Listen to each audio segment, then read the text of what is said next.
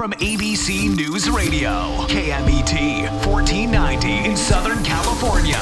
This is Biz Ninja Entrepreneur Radio with your host, Tyler Jorgensen.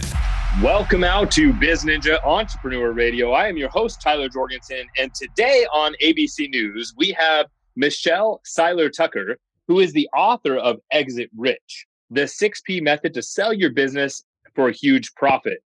And I'm really excited about this book because I love selling businesses. I love creating businesses. I love selling them, and I love talking about the process. So I'm really excited to learn all of these secrets that Michelle's going to share with us today. Welcome out to the show all the way from New Orleans, Michelle. Hi, Tyler. Thank you so much for having me. I'm super excited to talk business and profit and exiting rich. What is the number? Like, what is the difference, right? Like business owners think they're going to start a business and sell it. But like, what is the premise of Exit Rich? Why do people need this book in their lives? Well, unfortunately, even before COVID, so many business owners are exiting poor.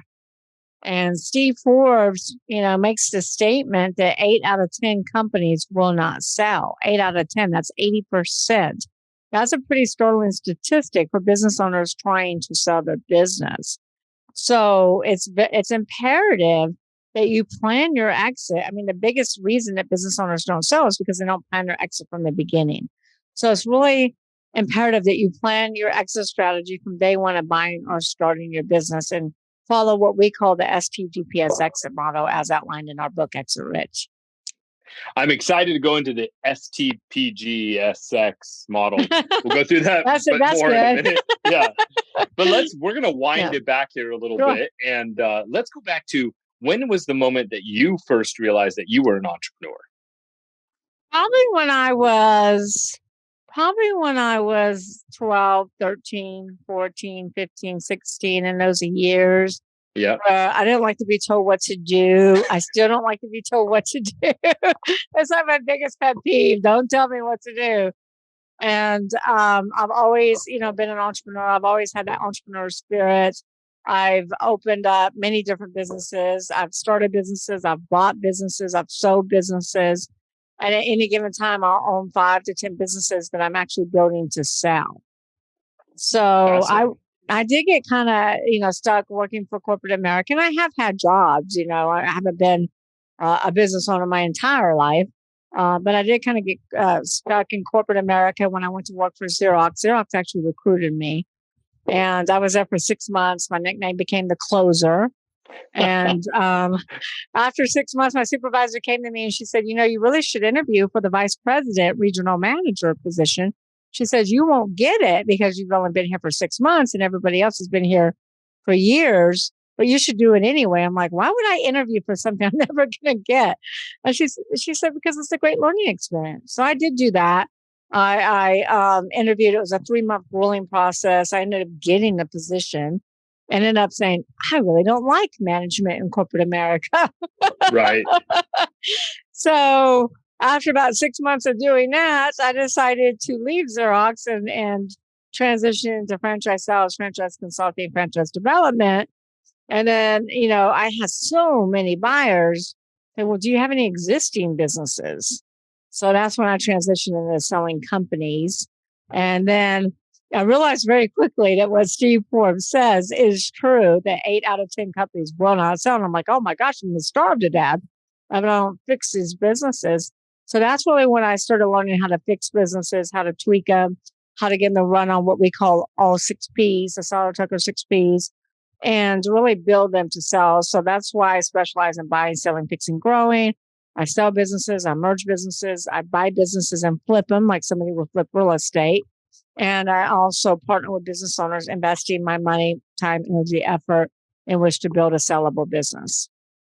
So you're using this quote or this data point that 8 out of 10 businesses are not going to sell. Those are the ones that were successful long enough to at least attempt to sell. Is that right? Mm-hmm. So you're talking about eight out of 10 businesses that are trying to sell won't be able to exit, let alone exit rich. I feel like we have to go into these 6Ps. We got to hear what these are Sure. And I know if people want to know all about it, they're going to have to go to exitrichbook.com and get the book. But what are the 6 P's? Yeah. So number one is people. You don't build a business, you build people, and people build the business. One of the number one reasons that businesses are not sellable is because the business is attached to the owner. You pull that owner out of the business, there is no business. I'll give you a case study. We just had a dentist come to us, been in business 45 years. He's like, I can't do it anymore. Wants to sell his business, but he's the only dentist. He has 3 dental hygienists. I pull him out of the business, the patients all leave. Right. So you got to build people. You got to have the right people in the right spot, and you have to ask the who question. Who opens the doors? Who handles customer service? Who handles marketing? Who handles logistics? Who handles accounting, legal, environmental? The list goes on and on. Tyler, the clue is that you should never be next to the who. So you really want to build a business that runs without you. And so many business owners are attached to their business. And that's the biggest issue. And I think on that, so many business owners think that they're being business owners, but really they're just self-employed, right? They really are. Yeah. And I don't like to offend anybody because I've been on a few podcasts and like, you really are stepping on some toes. We can step on toes if we need to. People need to hear it. All right, well, let's step on some toes then, because it's true. I mean, a lot of business owners have created a glorified job in which they go to work at every day versus a business that actually works for them. And buyers want to purchase a business, not a job. So that's why 80% of businesses are not sellable. That's one of the biggest reasons right there. Yeah, that makes a ton of sense. Yeah, and I like that the business owner should never be the answer to the who question, right? Otherwise, you're still self-employed in some way, right? So you're not as sellable. Yeah. Right. Every single owner needs to write down all the who's in their business and put, everybody's name next to it other than yours, and make sure you have that list filled out. I can't even begin to tell you how important that is. And business owners really need to focus on their strengths and hire their weaknesses. Entrepreneurs just have this mindset that they have to do it all. Well, you're never, and they're control freaks, and you're never going to grow unless you let go of the control. Absolutely. I think that's amazing. Okay. So P number one is people. What's P number 2? P number 2 is product. Okay. So product is like your industry, right? Your product, your industry. You have to ask yourself, is your product, your industry on the way up, on the way out? Is it thriving or dying? Do you have an Amazon and you're at the top of your game, or do you have a Blockbuster? And many industries are dying right now because of COVID. So you could be like at the top of your game and all of a sudden a catastrophic event occurs like the pandemic, and now you're at the bottom. So business owners always have to pivot. And you always should ask yourself these 3 transformational questions. Amazon did this back in the 90s. Ask yourself, what business are you in? Amazon did that. They're like, what business are we in? And they go, we're in the book selling business. We sell books. Then ask yourself, what do you do really, really well, better than anyone else? Amazon said we do fulfillment better than anyone else. Then number 3, most importantly, what business should we be in? And that's where pivot comes in. And Amazon said we should be in the fulfillment business.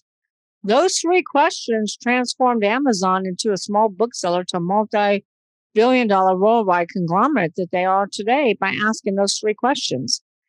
Yeah, that's fascinating. Yeah, I don't know if you know the statistics, but when I wrote my first book, Sell Your Business for More Than It's Worth, in 2013, I did the research and learned about 95% of all startups, 1 to 5 years, will go out of business, right? That's common knowledge. But then when I wrote Exit Rich in 2019, 2020, I did the same research and learned that the business landscape has flip-flopped. Now it's only 30% of those businesses will go out of business, those startups, the first 1 to 5 years. But listen to this. This is startling statistics. Out of 27.6 million companies, 70% of businesses that have been in business 10 years or longer are at risk of going out of business. 70%. And that's before COVID. That's before the pandemic. But you hear about the public, companies all the time. Toys R Us been in business 75 years out. Kmart out. Steinmart out. Pier 1 out. GNC closes down 900 locations. Godiva, our favorite chocolate, closes down 1,500 stores. But you're not hearing about all the other private companies on every street corner, in every town, in every state that are dropping like flies. And unfortunately, many of these business owners are selling for pennies on a dollar, closing their business, or even worse, filing bankruptcy. So that's why exit rich is so important. Now, the number one reason why they're going out of business, Tyler, is right here in this product space. The second B, they stopped doing what I call AIM. AIM is always innovate and market. Always innovate and market. They stopped innovating. Look at Blockbuster. Blockbuster saw the writing on the wall with Netflix. Blockbuster had the opportunity to buy Netflix, and they sat back fat and happy and did nothing, and now they went bust. Yeah, absolutely. Yep. I like that. Always innovate and market. And I think by answering those three questions, like what business should we be in and what are we still good at, right? Like that's going to be really important as businesses pivot right now. And pivoting is super vital. I think that's fascinating how 70% of businesses are at risk of failing in the near term, right? And I wonder if that's because so many businesses, it's easier to be self-employed than ever, right? You have more digital asset access, the startup costs are lower, but that doesn't make you a gifted business owner, right? It just is easier to get started than it ever has been in the history of entrepreneurship. And so the great thing is that we have people like yourself who are experts at this that are sharing with us their resources. So that people can improve their odds and kind of hack the system, if you will, and stack the deck in their favor. What is P number 3? P number 3 is processes. You can't have a business without processes. And processes is typically thought of like exit strategy. Business owners don't think about it till they have to. They don't think about it till something happened. Processes should be designed from the beginning of buying or starting your business. And they should be designed with the customer experience in mind. Have you ever watched the movie The Founder, based upon the McDonald's brothers? Mm-hmm. You remember that movie? Yeah. Back in the 40s, McDonald's said, we're going to start a fast food restaurant and design it around the customer experience. We want the customers to get great tasting food that's hot and fast, 2 minutes or less. Do you remember when they took all the employees to the empty tennis courts and they mapped out the processes and they erased it and mapped it out again? Do you remember that? Yep. They stayed out there all day long until they figured it out. Until they figured out who takes the order, who toasts the buns, who cooks the burgers, puts the pickles on the bus, gives it to a client 2 minutes or less. Those processes that were designed back in the 40s, even though they've been tweaked along the way, is why you can enjoy the exact same experience at any McDonald's anywhere in the world. Have you ever dealt with a company that has the opposite effect? Where you're like, oh my God, their process is so terrible. I'm never going to do business with them again. All the time, right? Yeah. It's unpredictable. You never know what you're going to get. Right. Especially with banks, especially with social media companies. I'm not naming any, but you just never know. So you really should design your processes with the customer experience in mind, creating a wow experience. They need to be proficient, efficient, productive, well-documented. Buyers will come in and demand to see your policy procedure manuals. They'll demand to see your employee handbooks, your non-competes. They'll demand to see your SOP checklist. So very important. And then the fourth P is proprietary. Now, proprietary is the number one value driver. Proprietary is what could get you a 8 multiple versus a 3 multiple on EBITDA. EBITDA is earnings before interest, taxes, depreciation, and amortization. So there's 6 pillars of proprietary. I know for sake of time, I'll go through them really quickly. But number 1 is branding. Branding is huge. The more well-branded you are, the more I can sell your company for, as long as your brand is relevant in the mind of the consumers. Sure. Does anybody want to pay any money for Blockbuster? Well, I would buy it right now, but no, not really. Most people see it as you are a unicorn. You are a unicorn. But I wouldn't pay a big multiple. No, of course not. So the biggest brand, the most valuable brand in the world, do you know who? The most valuable brand? Yep. Man, I don't. I'd be guessing. Okay. Apple. Yeah. $249 billion. That's just the brand. Tyler, that's not the assets, that's not the real estate inventory, accounts receivables. That's just the brand. Build your brand. Trademarks are very valuable. Business owner buyers will pay more money for trademarks Here's a mistake that business owners make. They go set up a business in California. They get a trademark for California, but they never check the federal database. And all of a sudden, you'll be operating for 10 years and receiving a cease and desist letter. You have to stop using that name. So go spend the $1,500, protect your company name, your podcast name, your books, etc. Patents, very valuable. You ever watch Shark Tank? Yep. And every investor asks every single investor the exact same questions. Do you have a patent on that? Do you have a patent pending? Also contracts, manufacturing, distribution, vendor contracts, exclusivity, franchisor with franchisees are extremely valuable. The most valuable contracts of all are client contracts because buyers want to buy a business that has money coming in, that has guaranteed money coming on, that has residual income. Here's a caveat to contracts. Most business owners don't have the transferability clause. And if it's an asset sale, which 99.9% of all deals are asset sales, not stock, then your deal could fall apart because your contracts are not transferable. And then last but not least, in proprietary, celebrity endorsements are huge. If you have a skincare line and you're on Oprah Winfrey's favorite things and Oprah is giving you, a plus, then that you can make a lot more money. Also, e-commerce businesses. Anything e-commerce wise is number one or has a top 5 spots on Wayfair, Etsy, Amazon. These are huge, huge, huge strategic buys, and buyers will outbid other buyers to get some of this intellectual property. I mean, I think a lot of times, we've talked on this show quite a bit about intellectual property, like when is the right time to do it, when isn't. And I think the bottom line is if your plan is to exit, you can't ignore those things, right? You can't. You know what? I forgot one, Tyler. Databases. I forgot databases. See, it's good we circled back. Yeah, databases are big. Facebook paid $19 billion for a database. Facebook paid $19 billion for WhatsApp. WhatsApp was hemorrhaging money, but they still paid $19 billion because WhatsApp had 1 billion users and Facebook knew they could ROI and monetize.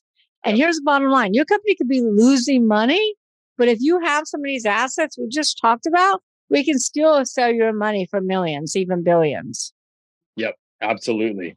I love that. I think especially in e-commerce, like the value of a really good email list and a customer list, super valuable, right? So, right. All right. P number 5. This is fun. I don't normally get to just go through a checklist, but I think each of these are so good. I'm enjoying going through it. Thank you. So P number 5 is patrons. This is your customer base. Most businesses follow the 80-20 rule, where 80% of your revenue comes from 20% of your clients. You lose a few clients, you can literally be out of business. We were selling an advertising marketing company that specialized with casinos. We're selling them in the $10 million range. They have 5 customers. They lost 2. Oof. They lost half their income. They weren't sellable anymore. I ended up merging them with another advertising firm. So you really want customer diversification, not customer concentration. And then the last P, if you're ready. I'm ready. So the most important P to all entrepreneurs is profits. We all want to make money. And, I love it because customers always come to me, clients always come to me and say, Michelle, I have a profit problem. And I look at their business. I'm like, nope, you have a people problem. Or nope, you have a process problem. Yeah, you don't have checks and balances in place. And your CEO, your CFO is stealing money from you. I can't even tell you how many times I have witnessed my clients go through embezzlement because they didn't have the proper procedures in place. So profits is never, ever the problem. If you're losing money, it's because you're not running on one of the other 5 Ps.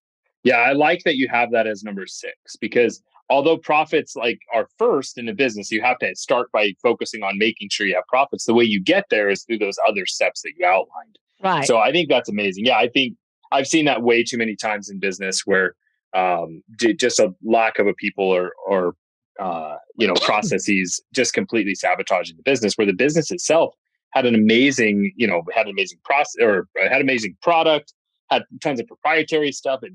Everything else should have been great, but those things can kill it. And I often say it usually comes down to people or processes that why something's breaking. Most business owners will off the 6 P's. So typically we'll run off of 3 or maybe 4. Very seldom do I run off of all 6. So if someone's just starting a business, what's the thing they should start? Like, where should they focus first if they want to eventually exit rich? Well, they want to make sure they have a good product, right? I mean, you don't want to start in the restaurant industry right now. Right. Don't start in the restaurant industry right now. So pick your poison, pick your passion, pick your product. Pick something that's going to do well during this pandemic. That's number one. Then after you pick your product, make sure, like, how are you unique? In my book, I also talk about the 7 types of businesses that people own. And one of them I call the dreamer business. And this is where somebody will go out and start another coffee shop. We don't need another coffee shop. Or they'll go start another restaurant. You don't need another restaurant. Yeah. One of the things that's so unique lately, because you got to ask yourself, why are only 30% of startups failing? Let me tell you why. Because so many millennials are starting businesses, and they're not starting another coffee shop or another, or another laundromat or another dry cleaners. They're finding out what are the problems. Here's the solutions. These millennials are very solution oriented. Not all of them, but many of them. You had 860,000 businesses open up last year in the first 6 months of 2020. And most of them are like online, e-commerce, educational, and they're really solving problems. If you want to be an entrepreneur and if you want to start your business, look around you and ask yourself, what is the problem? What needs to be solved? How do I come up with a solution? And have a niche. That's what Alex Stern did with Constant Contact. That's what Jeff Hoffman did when he started Priceline and he invented the airport kiosk. You just got to look around. There's problems all around us. So there's a gold mine of opportunities for all of us. When I teach on ideation, and one of the first things I teach or talk about is, like, look for something that sucks. Like, when was the last time you were like, this is bad? Like either a customer experience or using a product or, just something in the market, in the world, right? Because that connects back to some product or some opportunity or some service that could be improved. Well, every great invention is because the entrepreneur who invented it is like, this really sucks. So like Mark Zuckerberg did that when he was at Stanford, right? And Steve Jobs did that when he came back to Apple. Jeff Hoffman was standing in line, missed his flight because he stood in line for an hour and a half, missed his flight for the lady to hand him a piece of paper. And he's like, really? I missed my flight because you're handing me a piece of paper? And that's how he started. That's how he invented the kiosk, the airport kiosk. Yeah. Yeah, that's huge. I think, so here's the challenge that I see in this stage of business, because there is an issue of if you build it, they will come. And I believe that that's totally wrong. I think that ignores marketing, it ignores market testing, all those things. And it ends up building dreamer businesses, like what you classified as dreamer business where someone goes out and builds something that they think is amazing, but they haven't done any testing, right? You could think it's amazing, but if no one knows about it, they can't agree with you or disagree with you, right? So how do you find that balance between, going after a solution-based business, but not just being a dreamer business? Yeah. So I love that because I talk about that in my book about that dreamer mentality, and you will get them in the beginning. If you go open up a new restaurant, you're going to get new patrons. I promise you, but you're going to suck because you're not going to have your people right. Your processes are not going to be perfected. And they're going to come in and see you and they're going to be like, this is a terrible restaurant. They're going to leave and they're going to go to, not just going to leave. They're going to go blast it on the internet. And then they're going to go back to the other restaurants. So what was the question? How do you balance just going and starting a dreamer business versus also like starting a solution-based business, right? I think, you do your due diligence, right? You do your due diligence. You look around. You look for, to me, a dreamer business are those types of businesses that we already have so many of them. We already have so many retail stores. We already have so many flower shops. We already have so much of this stuff. Look around and see, what do we need more of? What problems need to be solved? The example of those that always blows my mind is when like a coffee shop will go out of business Yeah. and somebody will put a coffee shop in the same place. I'm like, Oh, I know. like what? I know. Why? They already tried it. Like, why are you doing the same one? And so, yeah, unless you're going to do something super innovative and change it up, you're just testing. Yeah, You're going to hoping. find out, why did they go out of business? Was it a bad location, or did they go out of business because they were undercapitalized? Yeah, Most and businesses, it could have been, right? Yeah. It could have been a people issue. There's family issues and all kinds of things that could lead to it. But right now, so much brick and mortar is out. So I'd be very careful with brick and mortar. And if you are going to do brick and mortar, make sure you have an online component to it. That's why Toys R Us went out. Toys R Us didn't do anything different. They never innovated in 75 years. Yeah, and they had such an opportunity to be a leader. Yeah. But there's I wanted to make one other comment. Please. Don't just go out there and start a business, buy a business. There are 40%, there's 30.2 million businesses in the United States. At any given time, 40 to 30% are for sale. You could buy a business cheaper than you could probably start a business, and you already have a business that's operating on hopefully all those 6 P's, if not maybe 3 of them. And I think a lot of that. I think it's more likely to find people that can leave like the 9 to 5 and be a really good business operator, as opposed to becoming an entrepreneur and a startup and an innovator. That's a different skill set. But you can transfer from being a high level manager or a director in a company into being a really great operator and business owner. I agree 1,000%. After you read Exit Rich, right? Then you'll have the resources you need to do it. So as our time is starting to wind up here, what is like something that you really want people to take with them after they listen to this show? Like what's the one thing that Michelle Seiler Tucker can say, hey, this is what you need when you're looking at exiting rich? Yeah, so I would say, and it's hard to narrow it down to one thing. I know, I would say, tough. I would say, well, the one thing is buy the book. That's it. You need to go buy Exit Rich. That's right. But I would say plan. This sums it all up, really. If you plan your GPS exit from day one of starting or buying a business, and I'll tell you what that is really quickly if I have time. Yeah, you got time. And number one is determine where you want to go. When you want to drive somewhere that you've never been, if you don't put in a destination, what are you going to do? You're going to drive around in circles, right? Yep. Same thing with a business. If you don't have a plan, if you don't have a destination, if you don't have an end game, a desired sales price, you're going to drive around in circles. You're going to drive up and down the financial hills. And the number one reason businesses don't sell is because they haven't planned for the sale of the business. They don't think about selling until a catastrophic event has occurred. And by then, it's too late. So like a health issues, partner disputes, divorce, etc. So figure out your destination. Where do you want to end up at? You want to sell for $20 million? Great. That's the start of a plan, $20 million. Now, what do you need to know in a GPS exit model? You know your destination. Now you need to know where you're starting from. So let's say you're worth $5 million. Great. $20 million, $5 million. What's your time? Now, here's an important thing in valuations. You want your destination, your end game, your desired price tag is $20 million. Your current location, this is your valuation, Tyler. You need to know what your business is worth every year. Tyler, you'd be shocked.